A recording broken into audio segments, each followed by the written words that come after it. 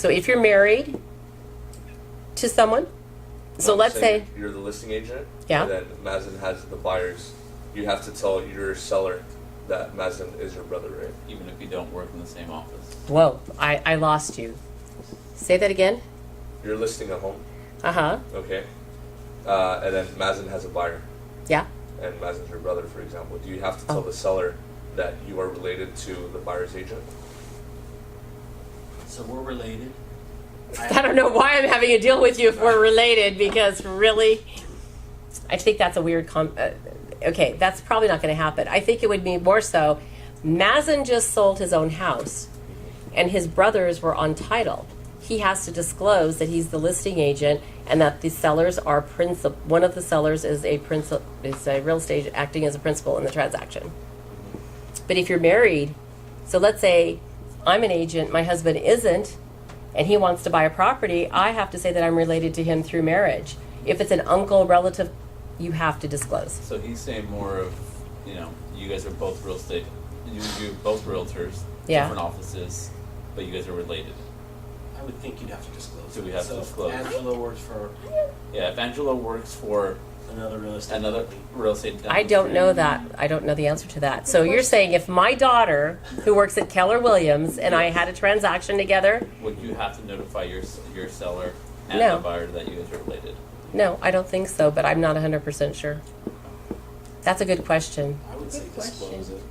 Just to be sure. Well, you'd think if we had the same last name, they would sort of pick up on it. Yeah. Just be like, this just happened. Okay, so you have a fiduciary duty to the principals in the transaction. And Gov went over this the other night. I don't know how many of you understood it, but he was very adamant that if you're representing the seller and this broker is representing the buyer, so that means Mazen's listing, I'm the selling agent, the broker is representing both parties, we have a duty of a bigger duty than we would if Mazen was at a different company. Did you understand that when Gov said that? Didn't he say that? Yes. He said to be very careful with it. So that's why this has to be the piece of paper that you guys understand and you talk about it to your sellers and buyers. A seller's agent under the listing agreement with the seller acts as the agent for the seller only. A seller's agent or a sub-agent of that agent has the following affirmative obligations. To the seller, a fiduciary duty of utmost care, integrity, honesty, and loyalty in dealings with the seller. To the buyer and the seller, diligent exercise of reasonable skill and care in the performance of the agent's duties, a duty of honest and fair dealing in good faith, and a duty to disclose all facts known to the agent, material affecting the value or desirability of the property that are not known to or within the diligent attention and observation of the parties. An agent is not obligated to reveal to either party any confidential information obtained from the other party that does not involve affirmative duties set above. If you are the buyer's agent, a selling agent can, with buyer's consent, agree to act as an agent for the buyer only. In these situations, the agent is not the seller's agent, even if by agreement the agent may receive compensation for services rendered either in full or part from the seller. An agent acting only for the buyer has the following affirmative obligations: a fiduciary duty of utmost care, integrity, honesty, and loyalty in dealings with the buyer, and to the buyer and the seller, diligent exercise of reasonable skill and care in performance of the agent's duties. A duty of honest and fair dealing in good faith, and a duty to disclose all facts known to the agent material affecting the value or desirability of the property. Agent representing both the buyer and the seller. A real estate agent acting directly or through one or more associate licensees can be legally the agent of both the seller and the buyer, but only with the knowledge and consent of both the buyer and the seller. You still have a fiduciary duty of utmost care, integrity, honesty, and loyalty in the dealings with either buyer or seller, and other duties to the seller and the buyer as stated above in their respective sections. So bottom line is you are going to know if you're writing an offer whether it's a dual agency or not. And you need to explain this to your buyers and your sellers. Your sellers not so much because you won't have the offer then, but when they write the offer, you will know if it's a dual agency. So let's just talk a little bit. So Christos, you have a listing and you're getting a divorce and you list it with me and you say to me, don't listen to my wife, but you know what? I'll sell this puppy for $100,000 less. Okay, so now I'm the agent. Brandon comes in with his buyer, and I'm like, hey, Brandon, you know what? We're at an offer for $100,000 less because I know my seller will take it. I cannot do that. You just cannot do it. It's not ethical. You are not taking your seller's instructions to heart. How about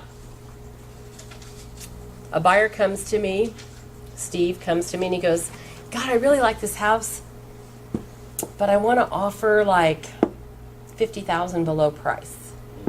Believe me, this happens all the time. Oh, yeah. And the agent goes, well, maybe you should offer a little bit less, than $50,000. I mean, do $75,000 less, right? Because he thinks he's going to have a for sure deal. You can't disclose that to anybody. So make your best offer. Exactly. You don't know what the seller will take. I will present it to him, and I'll do the best that I can for you. That always has to be your response. You don't know what the seller will take, and the buyer has to give their highest and best. I've gotten asked that so many times. About You've gotten asked that? That's because agents aren't ethical. No. From people that come into the open houses. Oh, yeah. How much are they going to accept? You don't know, do you? Huh? Do you know? I would say the listing price. Well, it's listed for $675, so I'm assuming nothing less than $675. And that's exactly right. So, what if you said to me, oh yeah, I'll sell it for $100,000 less, don't listen to my wife. Mm-hmm. Then your wife and you get in a big ol' argument because she's like, you know what? I'm taking the car, I'm taking the kids, I'm taking the dog, I'm taking your Rolex, I'm taking it all. Now he goes, oh really? Well, now I'm not selling it for 1 penny less. 2 days ago, he said he would sell it for $100,000 less. Today, he might change his mind and say, I'm not selling it for 1 penny less. So what someone tells you today may not be true for tomorrow on what they're going to do. So you can't ever predict what your seller will say. And since we left off on that, if someone submits an offer listing price, seller can still decline it, right? That's correct. Yeah. It has to be, the only way you can collect a commission is if it's the exact listing price and the exact listing terms that you've written in your listing agreement. So if in your listing agreement you decided not to put the terms, that doesn't mean that the seller is going to be liable to pay you a commission. Okay, so you just make sure this is the very first paper that you ever have your seller, buyer, anybody that you deal with sign. The second page is the possible representation of more than one buyer or seller. This one, basically, when we first had this in 2014, we thought this is like the dumbest disclosure ever, right? And then we get into a market where, what if you have a listing and 3 buyers come up to you and say, will you write the offer for me? Okay. Now you're representing 3 buyers on your own listing, right? You have to have them sign this paper. This is possible representation of more than one buyer or seller. I have more than one listing as well. So the attorneys have these little quirks about you shouldn't be representing more than one seller or buyer at the same time. But it will happen, and this is why you need this particular piece of paper. What do you mean? Like, I won't have 2 I'm not Yeah. supposed to have more than 1 listing? Correct. This is... That's because of dual agent. It's all about the agency, believe me. You don't want to go on a discussion with an attorney about that. So that means you can only sell or buy... That is why they came up with this form, possible representation of more than one buyer and seller. So that means that now you are letting the sellers know, you're disclosing to them that you are representing other sellers and other buyers. So they're giving you license to do that now. I guess before, I don't know how we did it, because we did it, but we didn't know that we didn't do something right. So that's the second page. So now we're going to get into the contract. Obviously, everything orange or yellow or whatever color this is, gold, you need to fill in the blanks. If you're on Zip forms, it's really easy. There's drop-down bars. You can put the date in. And I want to regress a little bit. Since we are going to probably have this e-signed, if you took a cover sheet and filled it out with people's names, It would automatically. it would auto-populate, correct. Okay. Okay, and you would put their email addresses in. So you would just put all that stuff in. But let's go back. I don't want to fill all that stuff out. Let's go to the first page.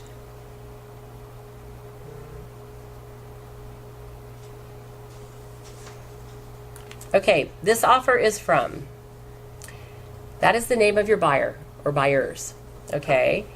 This is where you would put the property address, okay? And it has to be the city, state, and zip code. If you go to Zip Forms, well, let's do this. We're going to have Mazen buy a house. Zip Forms Connect. Oh, do I have the other one open? Where is it? No. Matrix. You didn't look at your email yet, Mazen. Dang I it. activated it. Huh? Oh, I did. I've got it activated. We are going to sell you the one on 4th Street. I like that house. So see where it says listing ID right here? That is the listing, the ML number. I'm copying it. I'm going to put it in here. Find.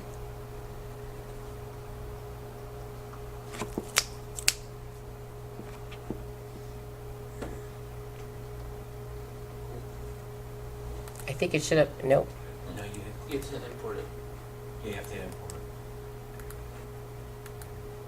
Yeah, I think. And then always ask No, that stupid so- question. You gotta hit find first, then import. No, you don't have to. Oh, you No. don't? Okay. It's all in there. Oh, okay. So now, good old Mazen. Are you buying it by yourself? Yeah. Do you have a co-signer? No, Okay. Are you pre-approved? not yet, but I've got enough. Oh, but I can't write this offer unless you're pre-approved because the listing agent, Maria, says that I can only bring qualified buyers. With proof of funds. And proof of funds. Yeah, can you show me your bank statement? I could. Right. Does everybody understand what I've just said? Yeah. Because no agent that's a listing agent wants to see an offer without proof of funds, which is the down payment, and they want a pre-qualification letter. They don't want a pre-approval. Well, they want a pre-approval letter, not a pre-qualification letter, because now we've upped the ante to a pre-approval. Okay? So make sure that your buyer has all that stuff. So how much do you want to offer on this property? Let's see. I think it was $549. 559, 900. Let's see how long it's only been on the market 2 days. I suggest that you write a full price offer and don't ask for any closing costs. 30-day escrow, no termite, no home warranty, slam dunk deal. Okay, let's do it. You know what you're talking about. I trust you. Would you say the price was $559? 559, 900. 100,000 more just to be sure.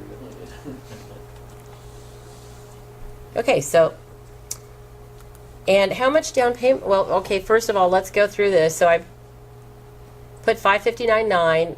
We're going to do a 30-day escrow.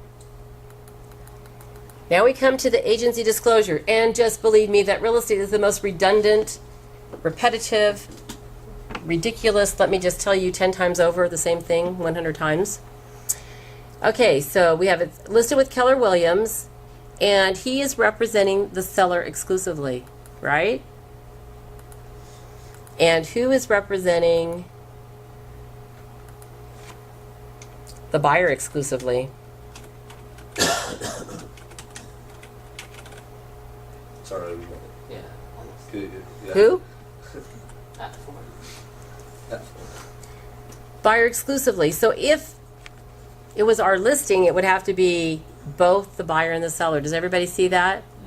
I'm going to tell you right now, if you do not touch those two X's, you're going to have to not have 50 pages of disclosures, but 51 pages. So just remember, if you want to be chasing your buyers down for an extra piece of paper, then forget to X those two boxes, okay? And how much of a deposit would you like to put in, sir? We'll do 10. 10,000 is a good number.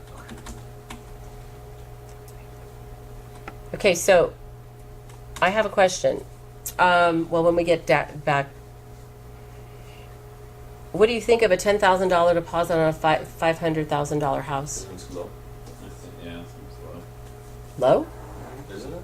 That's a lot to I lose. think it's good. Really? Pretty good. Right back. Felipe, what do you think? You've done this for a long time. Do you think 10,000 on 500,000 is that too low? Well, that's about fair. I agree. I think it's more than fair. I want 30,000. That's not even 2%, isn't it? Huh? Or am I wrong? 3% sometimes. It's less than 2%, isn't it? Well, Yeah, it's not even a portion of that.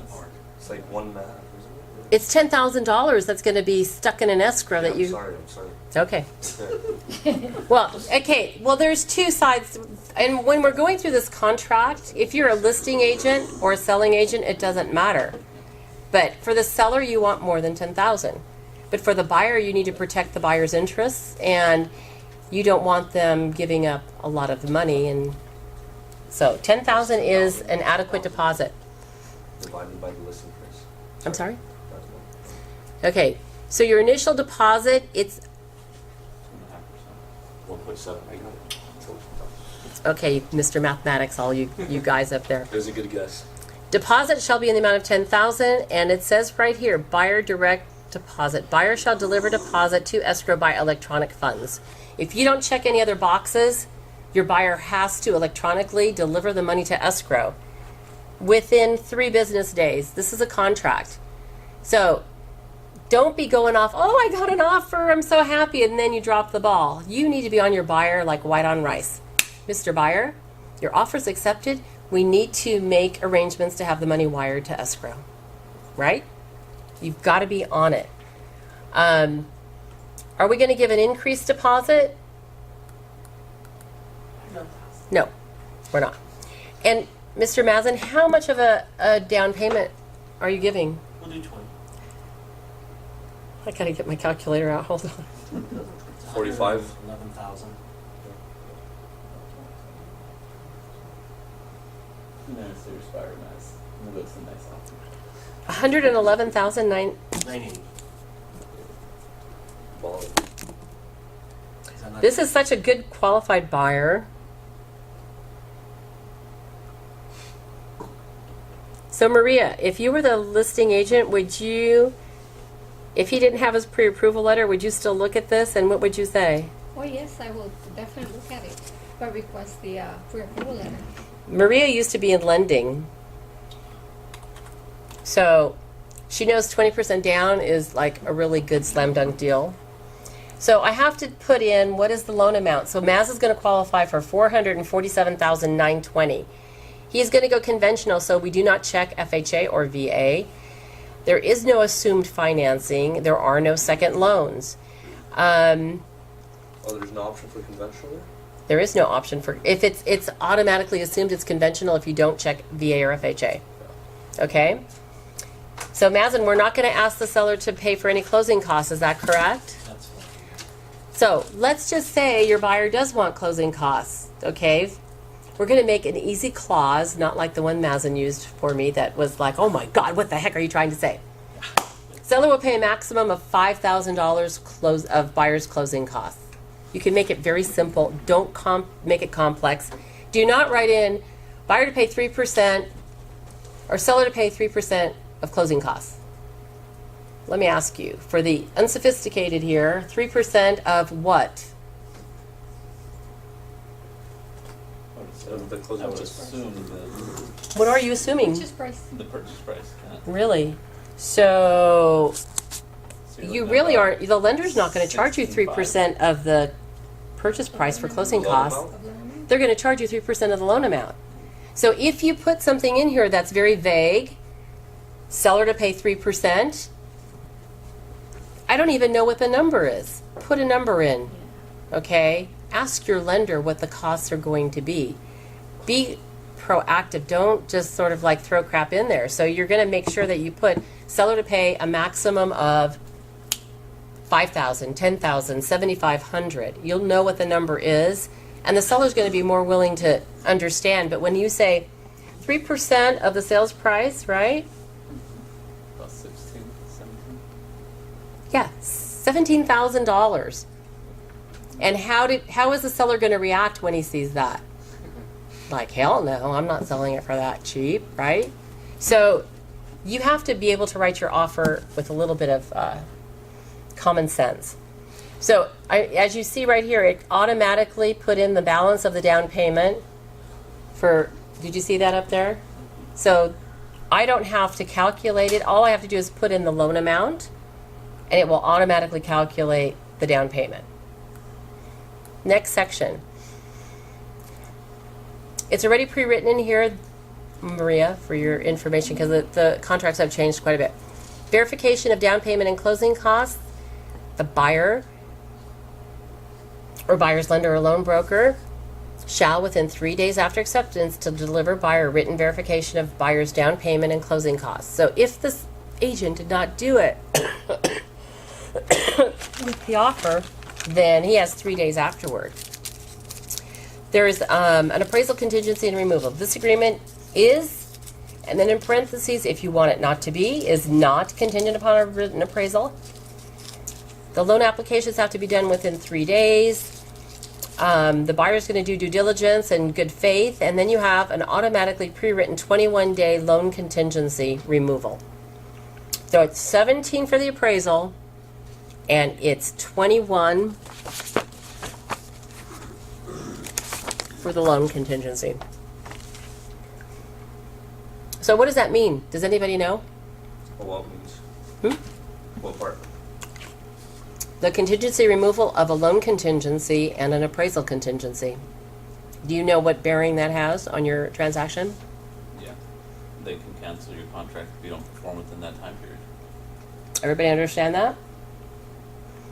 So in 17 days, if you don't have the appraisal back, the seller can give you notice to perform and cancel your agreement. What happens if the appraisal comes in low? Then the bank won't want to loan you the money, lend you the money. What do? What happens to your contract? You could ask. You don't remove your contingency. Well, I know you don't remove your contingency, but what do you do with your contract? You renegotiate. Renegotiate. Try to Yeah. Okay, so what are your three options? tell them to lower the price. Mm-hmm. To pay the price. Pull out Difference? or pay the difference. Oh, there's another one. Is there? Put more down. Okay, so the appraisal comes in 10,000 low. Seller carry back? I'm sorry? A seller carry back? Oh, no. No banks allow that anymore. Shh. You can tell that you're old school, Maria. I understand that, but I don't think the banks would understand it. So the appraisal comes in 10,000 low. First thing the buyer does is, Mr. Seller, reduce your price by 10 grand. The seller says no. The buyer says, I'll pay 5. You drop 5. The seller says no. The buyer can say, I'll pay 10 more out of the proceeds. Maz has a lot of money. He just sold a big frickin' house, right? Maz, I want you to pay $10,000 extra on top of your $111,000 to make up the difference because the appraisal came in 10,000 low. Are you okay with that? God, this guy's so easy. I just want to sell you a house so badly. I'm homeless. Yeah, that's right. You are. That is a motivated buyer right there. Everybody should be trying to find him a house. So, that's what 3 options, right? That was, yeah, renegotiate. Split the difference. Split the difference. Or pull out. The buyer pays, and the 4th one would be pull out. Yeah. Okay? I mean, you guys have to know what's going to happen, and I think you have to talk to your buyers about this because they need to know what their options are. So in 17 days, the appraisal doesn't come in, you may not have a deal. You're not going to have any money or a commission. 21 days comes around, and Maria's the lender, and oh, I need 5 more days before I can give you loan approval. Now what do you do? Depends on what kind of market you're in. Right now, I would just probably skip over if I had no real need to wait additional, or just wait it out. Okay, we're in a contract. 21 days come up. I can give it a perform. I'm going to give you a notice to perform because 21 days has come by and I need loan approval and you haven't given it to me.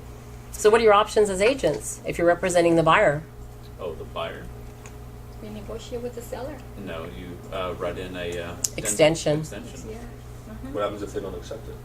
Well, Then you're SOL. Then you go back to your lender and go, what the hell's going on? I just lost And then it. your lender says, oh, your buyer forgot to give me their verification of employment and their bank statement and their child care and their car payment.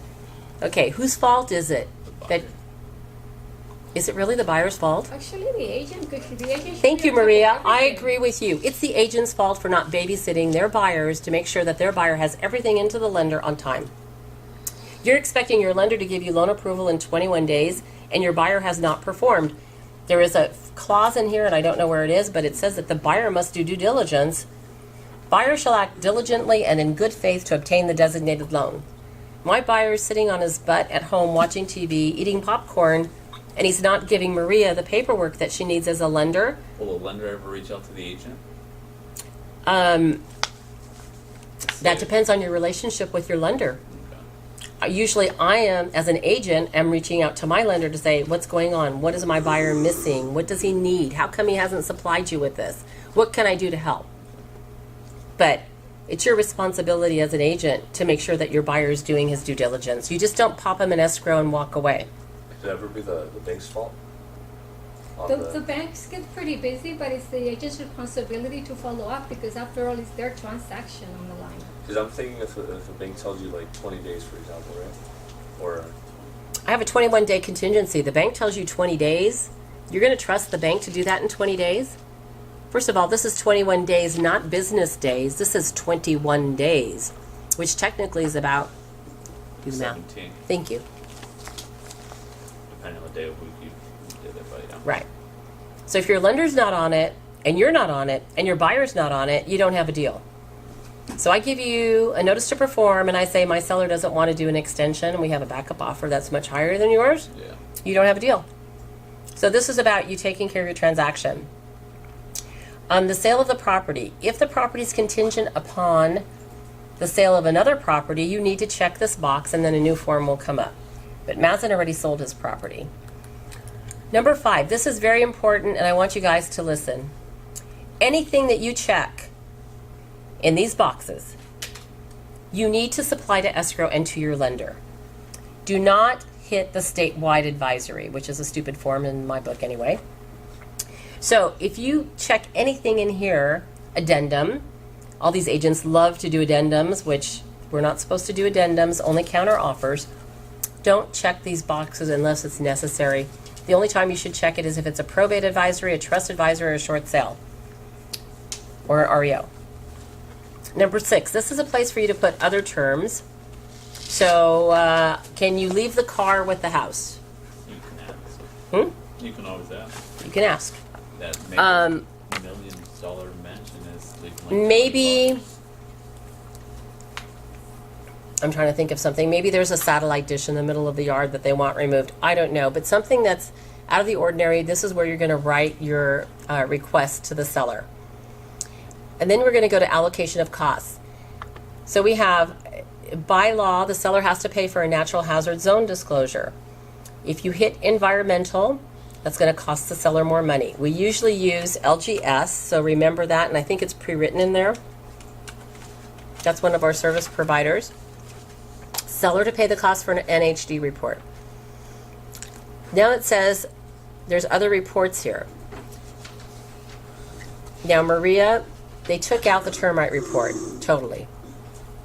Okay. We have some buyers. Mazen, you don't want a termite report, do you?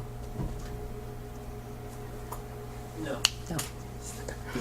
If Mazen said yes, the way to write it is seller will pay for a termite report and all section 1 repairs.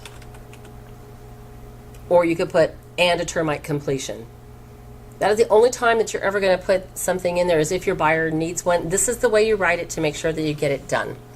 And what's section 1 repairs, section 2 repairs? Section 1 repairs is anything that will, to give clearance that there's no infestation or wood destroying pests and organisms or fungus. That's section 1. Section 2 is preventative. So I'm the termite company and I go, oh yeah, you really, so this is a section 2. I need you to put 6 inches of concrete around the perimeter of your house, and that will prevent subterranean termites from entering your house. And that will cost you about 10 grand. Okay? Buyers are usually the ones that say, yes, buyers will do section 2, right? What if your buyer doesn't have 10 grand to do it? You don't know who the termite company is that the seller is going to use, so you can't just say, okay, yeah, my buyer will do section 2. So section 2 is preventative, not required by the lender or the bank. Section 1 is for clearance. And if you're like in the city of LA or certain cities, do they require different types of termite, or do you have to? There's only one kind, Okay. I think.